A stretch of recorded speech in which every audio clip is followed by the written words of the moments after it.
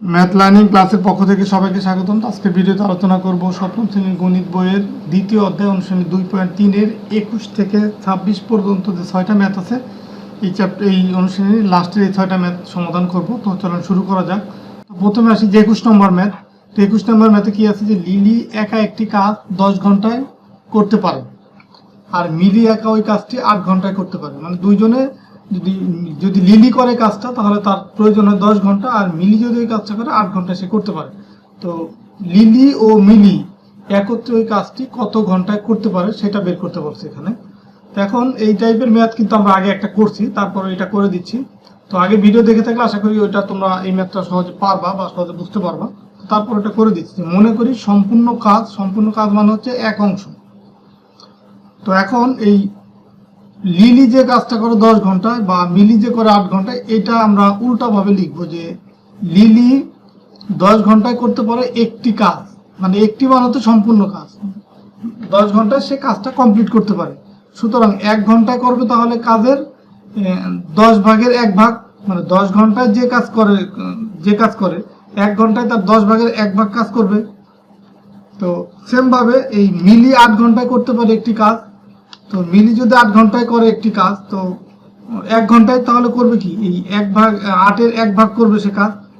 এখন এই লিলি আর মিলি একত্রে ১ ঘন্টায় করতে পারে। এই যে যদি আমরা এই দুইটা যোগ করি, যেটা হচ্ছে লিলির কাজের পরিমাণ ১ ঘন্টা, এটা হচ্ছে মিলির কাজের পরিমাণ। তো তার মানে মিলি আর লিলি একত্রিতভাবে এই ১ ঘন্টায় করতে পারে। এই দুইটার যোগফল যে ১/১০ প্লাস হচ্ছে ১/৮। তো এটা যখন আমরা যোগ করব, এই নিচের যে হর আছে ১০ আর ৮, এই দুইটার লসাগু বের করবো। তো ১০ আর ৮-এর লসাগু হয় কত? এটা একটু তোমাদেরকে দেখায় যে লসাগু কিভাবে বের করতে হয়। ১০ আর এটা হচ্ছে ৮। তো লসাগু বের করার নিয়ম হচ্ছে যেভাবে ২ ১০-এর ভিতরে যায় ৫ বার, ৮-এর ভিতরে যায় ৪ বার। তাহলে এখন এটা আমরা দেখো, এরপরে কিন্তু আর ভাগ করা যায় না বা আর করা যায় না, এভাবে উৎপাদক বের করা যায় না। তার মানে ৪-৫ আর ২০, আর ২০ দুগুণী কত হয়? এই ৪০। এটা হয় লসাগু। তা দেখো ৪০ই কিন্তু এখানে বের করছে। ৪০ যদি লসাগু হয়, মানে এখানে লসাগু মানে কি এই দুইটার এমন এই হরের দুইটা হর যে ১০ আর ৮ থেকে এমন একটা সংখ্যা বের করতে হবে যেটার ভিতরে ১০ও যায় ৮ও যায়। তার মানে ৪০-এর ভিতরে সেই ১০ যায় ৪ বার, আবার ৮ যায় হচ্ছে ৫ বার। তো ১০ যদি ৪ বার যায়, ৪ আর ১ গুণ করলে হয় ৪, আর ৮ যায় ৫ বার, সেই ৫ আর ১ গুণ করলে ৫ই হয়। তো ৫ আর ৪ যোগ করলে হয় ৯। তো ৯/৪০, এটা হচ্ছে যদি লিলি আর মিলি একত্রিতভাবে ১ ঘন্টায় কাজ করে এত অংশ কাজ করতে পারে। তো এখন আমার প্রয়োজন হচ্ছে তাহলে লিলি আর মিলি একত্রিত করলে কাজটা শেষ করতে কত সময় লাগবে। তো আমরা এখন লিখতে পারি যে লিলি ও মিলি কাজটি এই যে একত্রিত করার ফলে যে অংশ করলো, তো এত অংশ করে ১ ঘন্টায়। সুতরাং এক বা সম্পূর্ণ অংশ করবে কত ঘন্টা, মানে এই এত অংশ, এটা হচ্ছে দশমিক সামথিং, মানে ১-এর চেয়েও কম। তো এই কাজ করতেই যদি ১ ঘন্টা লাগে, তো এক বা সম্পূর্ণ অংশ করতে আরো বেশি সময় লাগবে। তো বেশি সময় লাগা মানে এই ভগ্নাংশ থাকলে নিচের মানটা উপরে যায়, উপরের মানটা নিচে আসে। তার মানে 40/৯। তো 40-কে যদি ৯ দিয়ে আমরা ভাগ করি, তখন এই ৪ সমস্ত ৯-এর ৪ ঘন্টা এটা পাবো। তো এটাই হচ্ছে এই লিলি আর মিলি যদি একত্রে কাজটি করে এই সময়ের প্রয়োজন হবে। এটাই হচ্ছে এই ২১ নম্বর ম্যাথের অ্যান্সার। তো এখন আমরা এর পরের যে ম্যাথ ২২ নম্বর ম্যাথে যাব। তো ২২ নম্বর ম্যাথে দেখো কি দেওয়া আছে যে দুইটি নল দ্বারা একটি খালি চৌবাচ্চা যথাক্রমে ২০ মিনিটে এবং ৩০ মিনিটে পূর্ণ হয়। মানে দুইটি নল মানে কি, প্রথমটি এবং দ্বিতীয়টি। তো প্রথম নল দ্বারা হচ্ছে ২০ মিনিটে এবং দ্বিতীয় নল দ্বারা ৩০ মিনিটে পানি পূর্ণ হয় চৌবাচ্চাটি। তো চৌবাচ্চা খালি থাকা অবস্থায় যদি দুইটি নল একসাথে খুলে দেওয়া হয়, প্রথম নলটি কখন বন্ধ করলে চৌবাচ্চাটি ১৮ মিনিটে পানি পূর্ণ হবে। মানে প্রথম নলটি কত মিনিট পরে বন্ধ করে দিলে তোমার এই ১৮ মিনিটে পানি পূর্ণ হবে। তো এটা একটু কমপ্লিকেটেড, তারপরও আমি সহজে তোমাদেরকে বোঝানোর চেষ্টা করতেছি। একটু মনোযোগ দিয়ে দেখো যে প্রথম নল দ্বারা এই পূর্ণ হয় কত, ২০ মিনিটে। তার মানে ২০ মিনিটে পানি পূর্ণ হয় চৌবাচ্চাটির এক বা সম্পূর্ণ অংশ। এটা হচ্ছে প্রথম নল দ্বারা। তো ১ মিনিটে পানি পূর্ণ হবে এই ২০-এর ১ ভাগ, এটা হচ্ছে ১ মিনিটে পূর্ণ হবে। এখন দেখো দ্বিতীয় নল দ্বারা আবার ৩০ মিনিটে চৌবাচ্চাটি পূর্ণ হয় দ্বিতীয় নল দ্বারা। তো সুতরাং ১ মিনিটে পূর্ণ হবে ৩০ ভাগের ১ ভাগ। এখন এখানে খেয়াল করো যে প্রথম নলটি কখন বন্ধ করে দিল। তো প্রথম নলটা যদি আমি বন্ধ করে দেই এই প্রথম নলটা বন্ধ করে দিলে খোলা থাকে কি দ্বিতীয় নলটা। তো দ্বিতীয় নলটা দ্বারা 18 মিনিটে পানি পূর্ণ হবে কত সময়, মানে প্রথম নলটি কতক্ষণ পরে বন্ধ করলে, তার মানে দ্বিতীয় নলটি 18 মিনিটে পানি পূর্ণ হবে। তো এখন আমরা এই 1 মিনিটে চৌবাচ্চাটির এত অংশ পূর্ণ হয়, তাহলে 18 মিনিটে পূর্ণ হয় কতটুকু সেটা আমরা দেখবো। যে 18 মিনিটে পূর্ণ হবে তাহলে একে যতটুকু 18 মিনিট তার চেয়ে বেশি হবে, তো বেশি মানে হচ্ছে 18 দিয়ে গুণ করতে হবে। তো উপরে যাবে 18, নিচে হচ্ছে 1/30 আছে। তো এখন এটা যদি আমরা কাটাকাটি করি, এই 6 যায়, 6 18 ভিতরে যায় হচ্ছে 3 বার, 6 30 ভিতরে যায় 5 বার, তার মানে 3/5 অংশ। এটা হচ্ছে প্রথম নলটা যদি আমরা কিছু সময় পরে বন্ধ করে দিই তাহলে দ্বিতীয় নল দ্বারা 18 মিনিটে এই অংশটা পূর্ণ হবে। তো 18 মিনিট এই অংশ যদি পূর্ণ হয় তাহলে চৌবাচ্চাটি বাকি থাকে কতটুকু সেটা আমরা দেখব। যে মনে করি চৌবাচ্চাটি এক অংশ বা সম্পূর্ণ মানে হচ্ছে এক অংশ, তো খালি থাকে চৌবাচ্চাটি, তাহলে এই সম্পূর্ণ অংশ থেকে 3/4 যদি মাইনাস করে দিই তাহলে খালির পরিমাণটা পাবো, সেটা হচ্ছে এই 2/5 অংশ। এটা হচ্ছে খালি থাকে চৌবাচ্চা। এখন প্রথম নল দ্বারা 1/20 অংশ পূর্ণ হয় 1 মিনিটে, আর প্রথম নল দ্বারা 1 অংশ মানে সম্পূর্ণ অংশ পূর্ণ হবে, তাহলে এই 20 উপরে যাবে, 20 গুণ 1 আর নিচে 1 থাকবে, সেটা দিয়ে আমাদের সমান কথা। আর দেখো এই প্রথম নলটা বন্ধ করার ফলে দ্বিতীয় নলটা যদি খোলা থাকে তখন এই নলটা দ্বারা চৌবাচ্চার যে 3/5 অংশ এটা হচ্ছে পূর্ণ হয়। দেখো 18 মিনিটে 3/5 অংশ পূর্ণ হয়, তার মানে এইটুকু পূর্ণ হলে খালি থাকে হচ্ছে এই 2/5 অংশ হচ্ছে চৌবাচ্চার খালি থাকে, আর এই খালি অংশটুকু পূর্ণ হবে প্রথম নল দ্বারা, তার মানে এই 2/5 অংশ পূর্ণ হয়। দেখো একের জন্য হচ্ছে এতটুকু লাগে, তো এইটা হচ্ছে একের চেয়ে কম, তো এইটুকু পূর্ণ হতে আরো কম সময় লাগবে, আর কম সময় লাগলে এই এটা যেভাবে আছে এইভাবেই থাকবে, মানে এই উপরের মানটা উপরে গুণ হবে, নিচের মানটা নিচে গুণ হবে। তো যদি এখানে কমের পরিবর্তে বেশি হতো তখন কিন্তু উপরে যেত, ওই বড় মানটা উপরে যেত, ছোটটা নিচে আসতো। তো এখন এটা তো কমবে, তো কম মানে হচ্ছে তোমার এই উপরের মানটা উপরে থাকবে, নিচেরটা নিচে যাবে। তো 5 দিয়ে যদি আমরা 20-কে ভাগ করি এটা হয় 4, আর 4 দিয়ে 2 গুণ করলে 8 মিনিট, তার মানে প্রথম নলটি 8 মিনিট পর বন্ধ করলে চৌবাচ্চাটি 18 মিনিটে পূর্ণ হবে। আশা করি তোমরা বুঝতে পারছো। তো তারপর যদি বুঝতে কষ্ট হয় প্রয়োজনে এই 22 নম্বর ম্যাথটা একটু আবার দেখো, তাহলে বুঝতে পারবো আশা করি। তো এখন আমরা 23 নম্বর ম্যাথটা করব। যে 100 মিটার দীর্ঘ একটি ট্রেনের গতিবেগ, মানে ট্রেনের দৈর্ঘ্য হচ্ছে 100 মিটার, তো 100 মিটার দীর্ঘ একটি ট্রেনের গতিবেগ ঘন্টায় হচ্ছে 48 কিলোমিটার। ওই ট্রেনটি 30 সেকেন্ডে একটি সেতু অতিক্রম করে, সেতুটির দৈর্ঘ্য বের করতে বলছে। তো এখন এখানে দেখো আমরা বুঝার সুবিধাতে ট্রেনটা আগে ড্রয়িং করি। ধরো এটা একটা ট্রেন, এটা একটা ট্রেন ড্রয়িং করলাম। তো এই ট্রেনের দৈর্ঘ্য হচ্ছে 100 মিটার, গতিবেগ হচ্ছে ঘন্টায় 48 কিলোমিটার। এই ট্রেনটি 30 সেকেন্ডে একটি সেতু অতিক্রম করে। ধরো এটা হচ্ছে একটা সেতু, ঠিক আছে। এই যে এটা ধরো এইটুকু হচ্ছে রাস্তা, আর এই যে এইটুকু হচ্ছে সেতু, ঠিক আছে। এখন এই যে ট্রেন, এই ট্রেনটা সেতু অতিক্রম করবে। তো সেতু অতিক্রম করা মানে হচ্ছে এই ট্রেনের যে 100 মিটার দৈর্ঘ্য, তো এই ট্রেনটা এইখান থেকে, ধরো সেতু এখান থেকে শুরু হলো, এখান থেকে তাকে এই পর্যন্ত পৌঁছাইতে হবে, এইখানে পৌঁছাইতে হবে ট্রেনটা, এইখানে পৌঁছাইতে হবে ট্রেনটি। তার মানে সে কতটুকু গতি অতিক্রম করবে, এই যে 100 মিটার প্লাস হচ্ছে সেতুর দৈর্ঘ্য, এটা থেকে অতিক্রম করতে হবে। তো এটা বের করার জন্য আমাকে প্রথমে দেওয়া আছে ট্রেনের দৈর্ঘ্য 100 মিটার লিখলাম। তো আমরা দেখো এখানে আছে যে 48 কিলোমিটার হচ্ছে ঘন্টায় অতিক্রম করে। তো এই কিলোমিটারকে আমরা মিটারে কনভার্ট করব, যেহেতু এখানে ট্রেনের দৈর্ঘ্য মিটার আছে। তো 1 কিলোমিটার ইকুয়াল হচ্ছে 1000 মিটার, সুতরাং 48 কিলোমিটার হচ্ছে 48 গুণ 1000 মিটার বা 48,000 মিটার। এটা হচ্ছে মানে টোটাল যে গতিবেগ, সে গতিবেগ আর কি, মানে প্রতি ঘন্টায় সে 48,000 মিটার অতিক্রম করে। এখন 1 ঘন্টা ইকুয়াল আমরা জানি 60 মিনিট, আর 1 মিনিট ইকুয়াল হচ্ছে 60 সেকেন্ড, তার মানে এই 60 মিনিট ইকুয়াল 60 গুণ 60 মানে 3600 সেকেন্ড। এটা হচ্ছে 1 ঘন্টা ইকুয়াল কত, 3600 সেকেন্ড।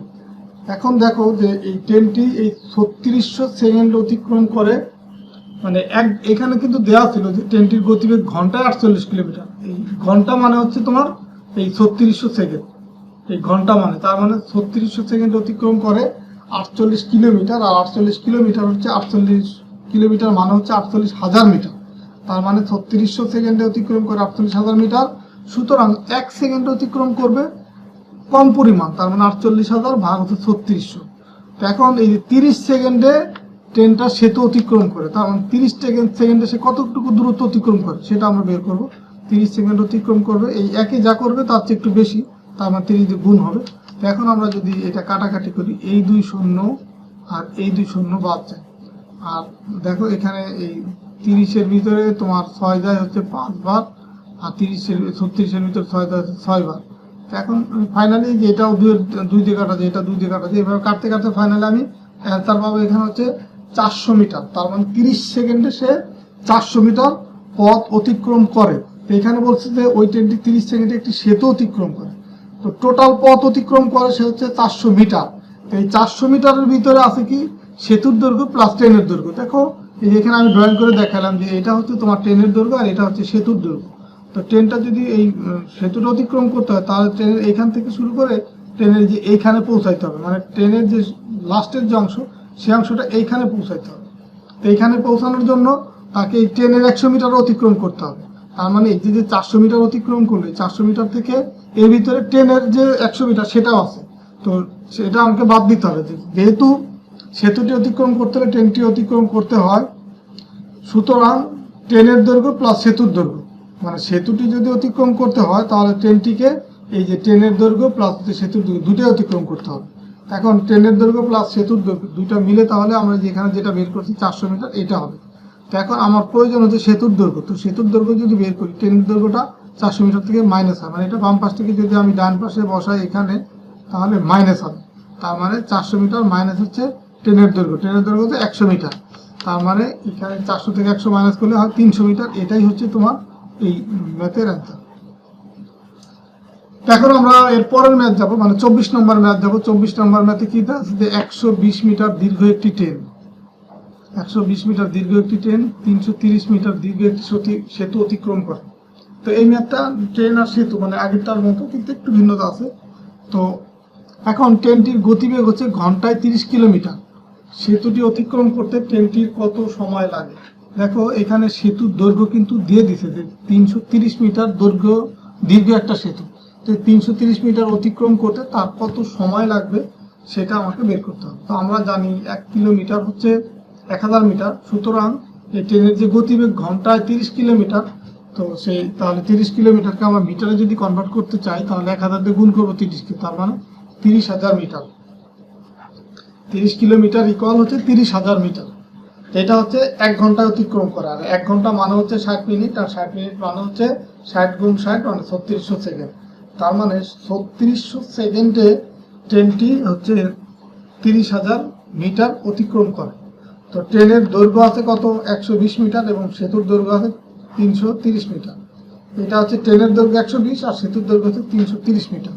তো সেতু অতিক্রম করতে হলে ট্রেনকে অতিক্রম করতে হবে এই দুইটা দূরত্বই, তার মানে এই ট্রেনের দৈর্ঘ্য প্লাস হচ্ছে 330 মিটার যে সেতুর দৈর্ঘ্য, এই দুইটাই যোগফল তাকে অতিক্রম করতে হবে সেতুটা যদি সে অতিক্রম করতে চায়।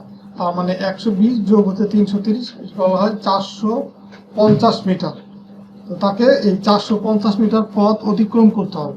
তো আমরা এই যে আগে যেটা লিখলাম যে 30,000 মিটার পথ অতিক্রম করে 3600 সেকেন্ড, এটা আমরা লিখলাম। সুতরাং তোমার 1 মিটার অতিক্রম করবে আরো কম সময়ে, তার মানে 3600 ভাগ 30,000। এখন এই যে ট্রেনটার যে সেতু অতিক্রম করতে হলে তাকে এই 450 মিটার পথ অতিক্রম করতে হবে।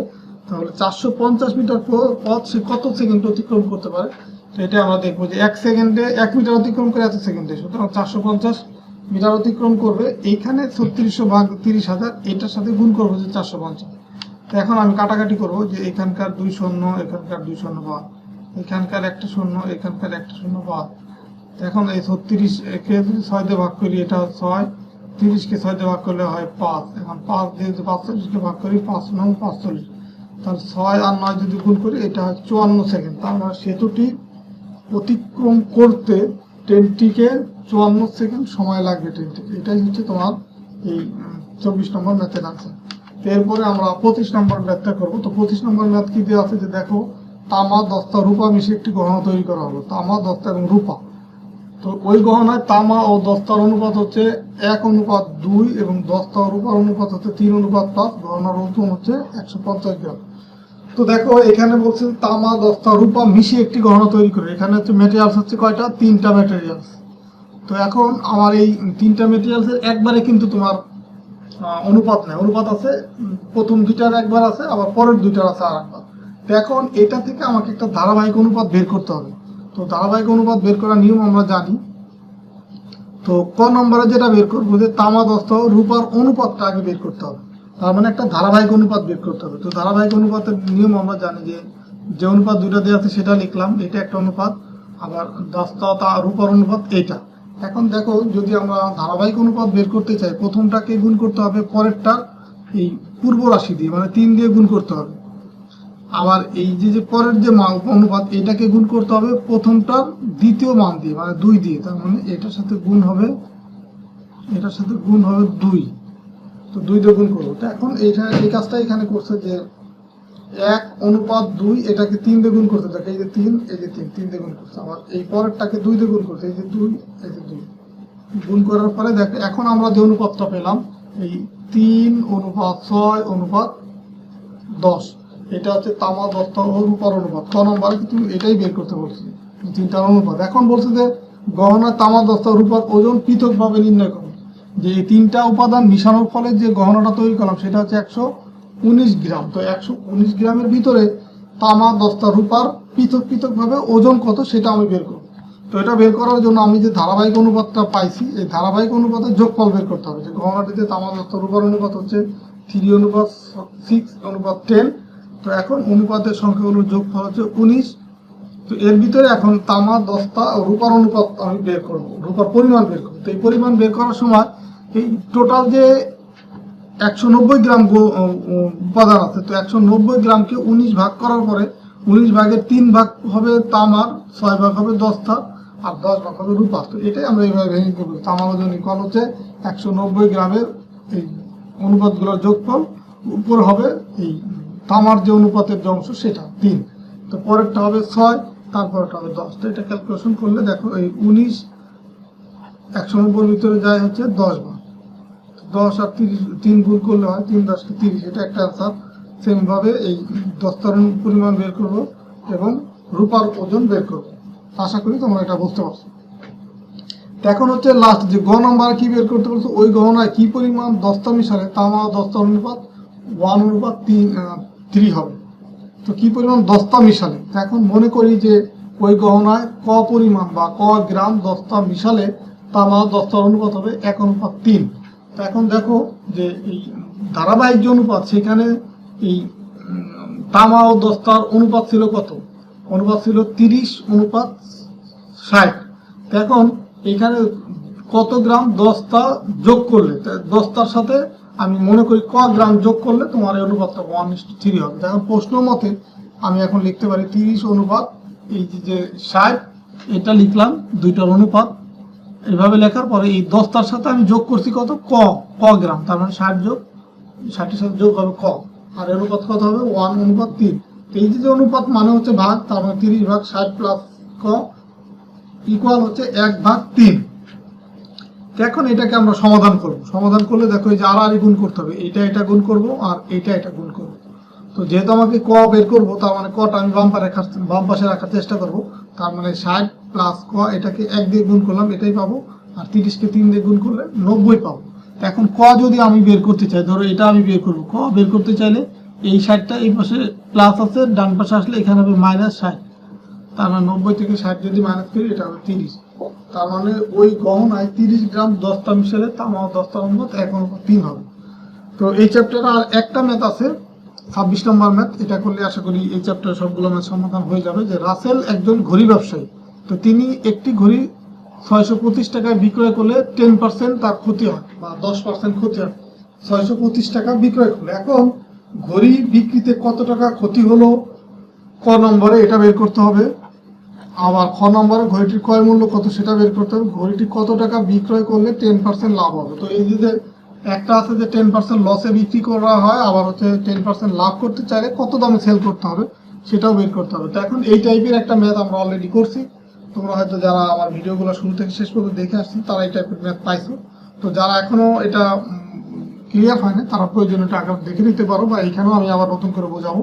তো দেখো এখন প্রথমে বের করতে হলো ঘড়িটি বিক্রিতে কত টাকা ক্ষতি হলো সেটা আগে বের করো। দেখো এখানে 10% ক্ষতি, 10% ক্ষতি মানে যদি 100 টাকা দিয়ে ঘড়িটা কিনে সে বিক্রি করা হচ্ছে 90 টাকা, তো এর 10% ক্ষতি মানে হচ্ছে 100 টাকা দিয়ে কিনে সে 90 টাকা বিক্রয় করবে। তো আমি ক নম্বর যেটা মনে করি ঘড়িটির ক্রয় মূল্য হচ্ছে 100 টাকা, তো 10% ক্ষতিতে বিক্রয় মূল্য হবে 100 - 10 মানে 90 টাকা হবে তার বিক্রয় মূল্য। এটা হচ্ছে 10% ক্ষতিতে। তো সুতরাং আমি লিখতে পারি যে বিক্রয় মূল্য 90 টাকা হলে ক্ষতি হয় হচ্ছে 10 টাকা। বিক্রয় মূল্য যদি 1 টাকা হয় তাহলে ক্ষতি হবে এই 10/90। এখন বিক্রয় মূল্য হচ্ছে আছে বইতে দেওয়া আছে হচ্ছে 625, তো বিক্রয় মূল্য যদি 625 টাকা হয় তখন ক্ষতি হবে, একে যা ক্ষতি হবে 625 হলে ক্ষতির পরিমাণ আরো বাড়বে, তার মানে 625 দিয়ে গুণ করতে হবে। তো 625 দিয়ে গুণ করলে দেখো এই 10 এটার ভিতরে যা হচ্ছে 9 বার, তো 625কে যদি 9 দিয়ে আমরা ভাগ করি তাহলে এই যে 69 সমস্ত 9/4 এই পরিমাণ টাকা তার হচ্ছে ক্ষতি হয়। মানে ঘড়িটি বিক্রিতে 69 সমস্ত 9/4 টাকা ক্ষতি হলো। তো এটা হচ্ছে 10% লসে যদি বিক্রি করে তখন তার এই পরিমাণ টাকা, এই 625 টাকায় সেল করলে এই পরিমাণ টাকা তার ক্ষতি হয়। এখন 2 নম্বর বা খ নম্বরে বের করতে বলতে ঘড়িটির ক্রয় মূল্য কত, ক্রয় মূল্য বের করতে বলতে। দেখো ঘড়িটি হচ্ছে বিক্রয় করা হচ্ছে 625 টাকা, আর 625 টাকা বিক্রয় করলে তার লস হয় হচ্ছে এই পরিমাণ টাকা হচ্ছে তার লস হয়। তার মানে এই যে টাকা বিক্রয় করে তার সাথে লস যদি আমি যোগ করে দিই, এটা যদি আমি যোগ করে দিই তাহলে কিন্তু আমরা ঘড়িটির এই ক্রয় মূল্যটা বের করতে পারবো। তো ক হতে প্রাপ্ত ঘড়িটি বিক্রি করার ক্ষতি হয় হচ্ছে এই যে এই টাকাটা যেটা আমরা আগে বের করতে 69 সমস্ত 9/4, এটা হচ্ছে তার বিক্রি করলে ক্ষতি হয়। আর ঘড়ির ক্রয় মূল্য তাহলে যদি আমরা বের করতে চাই, ক্রয় মূল্য মানে হচ্ছে তোমার বিক্রয় মূল্য প্লাস হচ্ছে ক্ষতি। কারণ আমরা জানি কি ক্ষতি ইকুয়াল হচ্ছে ক্রয় মূল্য মাইনাস বিক্রয় মূল্য, তো ওই সূত্রটা থেকেই আমরা এইভাবে লিখতে পারি। দেখো এই যে তোমাদেরকে দেখাচ্ছি যে ক্ষতি ইকুয়াল হচ্ছে, ক্ষতি মানে কি ক্রয় মূল্য বেশি, তার মানে ক্রয় মূল্য মাইনাস হচ্ছে বিক্রয় মূল্য, এই ক্ষতি মান হচ্ছে এটা। তো এখন এখান থেকে আমি বের করবো হচ্ছে ক্রয় মূল্য, তার মানে এটা যদি আমি বের করতে চাই তার মানে এই লিখবো হচ্ছে ক্রয় মূল্য ইকুয়াল হচ্ছে এই বিক্রয় মূল্যটা যদি এই পাশে নিয়ে আসি তার মানে বিক্রয় মূল্য প্লাস হচ্ছে ক্ষতি। দেখো এখানে সূত্র কিন্তু তাই লিখছে, ঘড়িটির ক্রয় মূল্য ইকুয়াল হবে কত, বিক্রয় মূল্য প্লাস ক্ষতি। বিক্রয় মূল্য 625, ক্ষতি 69 সমস্ত 9/4, তো এই দুটো যদি যোগ করি তাহলে আমি ফাইনালি অ্যান্সার পাবো 694 সমস্ত 9/4 টাকা। এটা হচ্ছে তার ঘড়িটির ক্রয় মূল্য আর কি। ঘড়িটির অ্যাকচুয়াল ক্রয় মূল্য হচ্ছে 694 সমস্ত 9/4 টাকা। এটা হচ্ছে ঘড়িটির ক্রয় মূল্য। ক নম্বরে এটা হচ্ছে খ নম্বরের অ্যান্সার। এখন আমরা লাস্টের যে অংশ যে ঘড়িটি কত টাকা বিক্রয় করলে 10% লাভ হয়। ঘড়িটির অ্যাকচুয়াল ক্রয় মূল্য হচ্ছে কত, এই 694 সমস্ত 9/4 টাকা। এখন 10% যদি তাকে প্রফিট করতে হয় তাহলে দেখো এই গম পার্টটা কি যে মনে করি ঘড়িটির ক্রয় মূল্য 100 টাকা, এটা আমরা আগেও ধরছি। তো 10% লাভে বিক্রয় মূল্য হচ্ছে কত হবে, 100 প্লাস 10 টাকা, তার মানে 110 টাকা হবে তার বিক্রয় মূল্য। এখন খ হতে পাই ঘড়িটির ক্রয় মূল্য ছিল কত, 694 সমস্ত 9/4 টাকা, বা এটাকে যদি আমরা গুণ করে দিই যে অপ্রকৃত ভগ্নাংশ থেকে যদি আমরা গুণ করে দিই এই 694 এর সাথে গুণ করবো হচ্ছে 9, মানে এটা নিয়ম হচ্ছে তোমার 694 গুণ হচ্ছে 9 প্লাস হচ্ছে 4, তো এটা করলে এই 6250 পাবো আমরা। তো 6250 বাই হচ্ছে 9, এত টাকা ঘড়িটির হচ্ছে ক্রয় মূল্য। মানে এই যে অপ্রকৃত ভগ্নাংশ এটাকে যদি আমি ভাঙি তাহলে এইটা পাবো, মানে এত টাকা হচ্ছে ঘড়িটির ক্রয় মূল্য। এখন 10% প্রফিট যদি করতে হয় তাহলে ঘড়ির ক্রয় মূল্য যদি 100 টাকা হয়, বিক্রয় মূল্য হবে এই 110 টাকা। এখন ঘড়িটির ক্রয় মূল্য আমরা এখানে পাইলাম কত, 6250 বাই হচ্ছে 9, এত টাকা হচ্ছে ঘড়িটির অ্যাকচুয়াল ক্রয় মূল্য। তো ক্রয় মূল্য 100 টাকা হচ্ছে, বিক্রয় মূল্য হচ্ছে 110 টাকা। আর ক্রয় মূল্য যদি 1 টাকা হয় তখন কিন্তু বিক্রয় মূল্য আরো কমবে, কমা মানে হচ্ছে 110 ভাগ হচ্ছে 100, আর ক্রয় মূল্য যদি তোমার এই যে এইখানে যে ক্রয় মূল্যটা বের করলাম যে ৬,২৫০/৯, তো ক্রয় মূল্য যদি এত টাকা হয় তখন বিক্রয় মূল্য হবে এই ৬,২৫০, এটা হবে গুণ হবে। দেখো যে ক্রয় মূল্য আমরা টোটাল এখান থেকে আবার বলি যে ক্রয় মূল্য যদি ১০০ টাকা হয় বিক্রয় মূল্য হচ্ছে ১১০ টাকা, আর ক্রয় মূল্য যদি ১ টাকা হয় তাহলে বিক্রয় মূল্য আরো কম হবে। আর ক্রয় মূল্য যদি ধরো ১ টাকার চেয়ে এটা হচ্ছে বেশি, কারণ ৬,২৫০কে ৯ দিয়ে ভাগ করলে আমরা একটা সংখ্যা পাবো ১,০০০-এর কাছাকাছি। তো তার মানে কি এটা একটা পজিটিভ সংখ্যা বা প্লাস সংখ্যা। তো এটা হচ্ছে ১-এর চেয়ে বড়। তো ক্রয় মূল্য যদি ১-এর জন্য হয়, ক্রয় মূল্য ১ টাকা হলে বিক্রয় মূল্য এত টাকা, আর ক্রয় মূল্য যদি ১ টাকার চেয়ে বেশি হয় তাহলে বিক্রয় মূল্য আরো বাড়বে। তার মানে ৬,২৫০ উপরেই থাকবে গুণ আকারে, আর নিচেরটা নিচে থাকবে।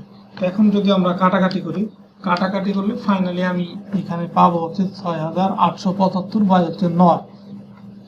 তো এই যে এই দুইটা শূন্য ধরো যে কাটাকাটি দিয়ে দুইটা শূন্য আর এখানকার একটা আর এখানকার একটা, এটা কাটাকাটি যায়। তো ১১ আর এটা গুণ করলে হয় ৬,৮৭৫ আর নিচে থাকে ৯। তো এটাকে ভাগ করলে ৭৩৬ সমস্ত ৯-এর ৮ টাকা, এটা হচ্ছে 10% লাভে ঘড়িটির বিক্রয় মূল্য। তো ঘড়িটি ধরো অ্যাকচুয়াল ক্রয় মূল্য ছিল ৬,২৫০/৯, এটা ছিল ঘড়িটির ক্রয় মূল্য।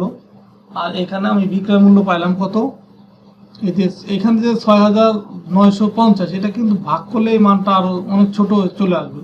যা আমরা ভাগ করি ৬,২৫০, এটাকে ভাগ করলাম ৯ দিয়ে। তো ৯ হচ্ছে ৫ নং ৪৫, ৬ নং ৫৪, ৭ নং ৬৩। তার মানে এই ৬ বার যাবে, ৬ নং কত ৫৪, থাকবে কত ৬ আর ২ ৮, এখানে কেটে আনলাম ৫। তো ৯ এইটার ভিতরে যায় ৯ বার, ৯ নং ৮১ থাকে ৪। তার মানে এই ৬৯।